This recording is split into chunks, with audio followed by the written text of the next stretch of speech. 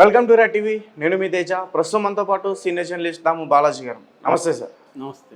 So రీసెంట్గా జగన్మోహన్ రెడ్డి గారి పైన ఒక కేసు అయితే నమోదైంది. ముఖ్యంగా ఆయన ఒక వ్యక్తిని పలకరించడానికి వెళ్ళినప్పుడు గుంటూరు దగ్గర అనుకోకుండా సింగ్ అయిన వ్యక్తి ఆయన వెళ్తున్న కాన్వే కింద పడిపోవటం, ఆయన కారు కింద పడిపోవటం, ఆయన చనిపోవటం, ఇవన్నీ కూడా జరిగాయి.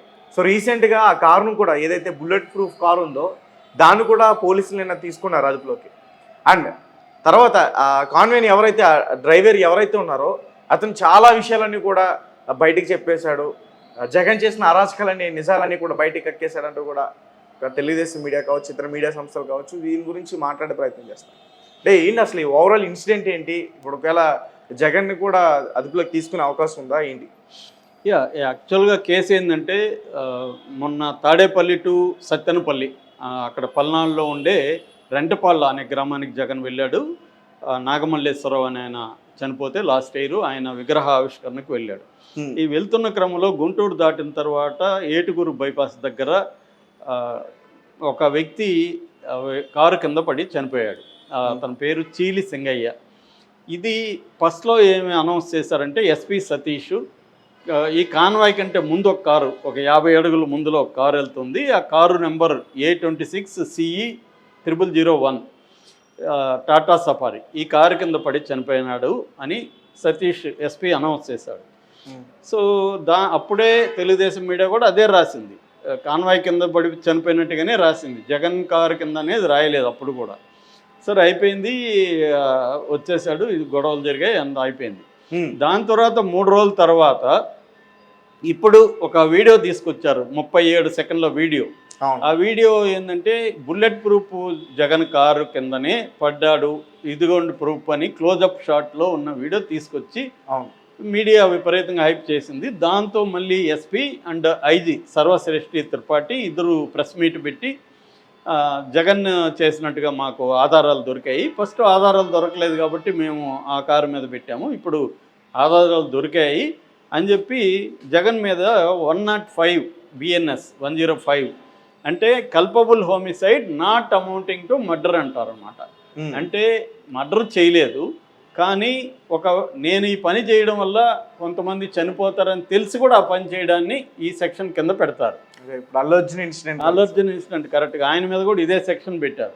అంటే జగన్కి తెలిసినా వాడు కారు కింద పడతాడని, జగన్ వారించలేదు, జగన్ అనుకొని ఉంటే అది వారించి ఉండొచ్చు అనేది వస్తుంది అనమాట. రెండో సెక్షన్ 49 పెట్టారు, ఇది కూడా క్రిమినల్ నెగ్లిజెన్స్. సో ఈ 2 సెక్షన్లు జగన్ మీద పెట్టారు. ఈ 105 అనేది దాన్ని ఏమంటారంటే నాన్ బెయిలబుల్ కాగ్నిజబుల్ అంటారు. నాన్ బెయిలబుల్ అంటే బెయిల్ రాదు, దాంట్లో 7 ఏళ్ల కంటే పైన జైలు శిక్ష పడే ఉంటే, 8 ఏళ్ల కంటే పడే ఉంటే బెయిల్ రావు. రెండవది కాగ్నిజబుల్ అంటే కాగ్నిజబుల్, నాన్ కాగ్నిజబుల్ అని 2 రకాలు ఉంటాయి. నాన్ కాగ్నిజబుల్ అంటే జడ్జి పర్మిషన్ లేకుండా ఎవరిని అరెస్ట్ చేయకూడదు. కాగ్నిజబుల్ అంటే జడ్జి పర్మిషన్ అవసరం లేదు, పోలీసులు డైరెక్ట్గా అరెస్ట్ చేయొచ్చు.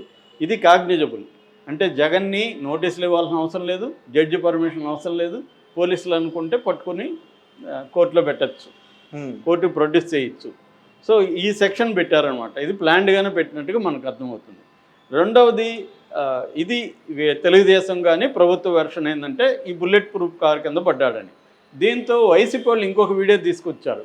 ఆ వీడియోలో ఏంటంటే క్లియర్గా ఈ 0001 కార్ దగ్గర ఇతను బాడీ ఉంది, అప్పటికి అతను చనిపోలేదు, అతను మేల్కొనే అంటే స్పృహతోనే ఉన్నాడు, కదులుతూనే ఉన్నాడు బాగానే, పక్కనే అంబులెన్స్ ఉంది. ఆ వీడియో పెట్టారు.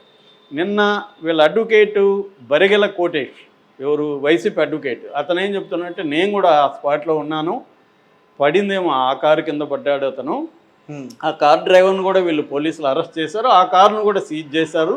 ఇప్పుడు దాని నెంబర్ మార్చడానికి పోలీసులు ట్రై చేస్తున్నారు, ఆ కారు నెంబర్ మార్చి ఈ కార్ని ఇరికించడానికి.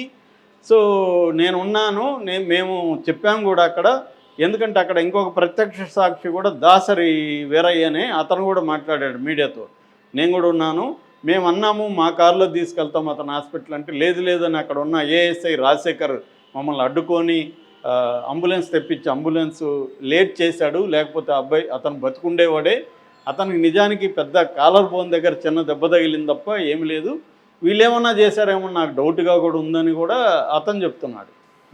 అతను చనిపోయే ప్రసక్తి లేదని ఈ కోటేష్ అడ్వకేట్ చెప్తున్నాడు. సో వీళ్ళు ఒక నెరేటివ్ తీసుకొచ్చారు.